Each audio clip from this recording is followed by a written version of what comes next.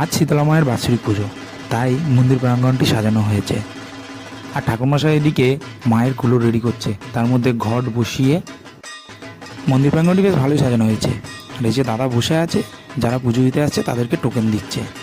এর মাঝখানে আমি চলে গেছিলাম একটু মিষ্টি আনতে পুজো দেওয়ার জন্য।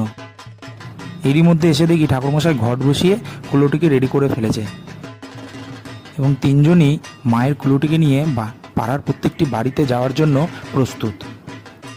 রীতি অনুযায়ী মায়ের কুলো নিয়ে আসলে যা যা করতে হয় সেটি আপনারা এখন দেখতে পাচ্ছেন। এইখানে পুজো দেওয়া, জল ঢালা সব কিছুই চলছে।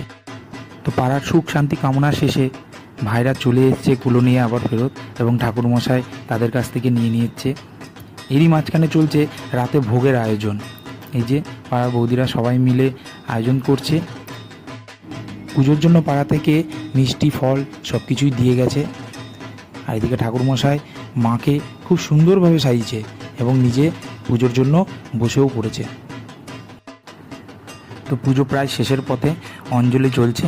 তো ভিডিওটি আপনাদের কেমন লাগলো অবশ্যই জানাবেন।